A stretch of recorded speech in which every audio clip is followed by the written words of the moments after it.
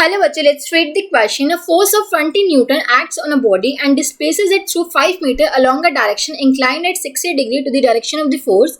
Then the work done is equal to, okay.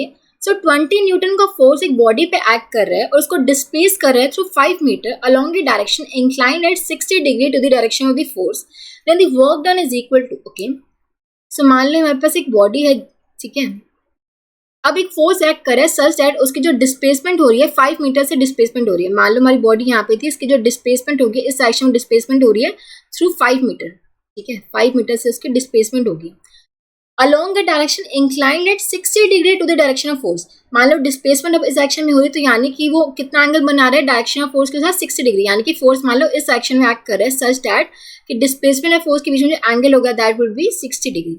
ठीक है, हमें बताना कि वर्क डन कितना होगा. अब वर्क डन देखो काफी सिंपल सा क्वेश्चन है. Work done would be equals to F S cos of theta.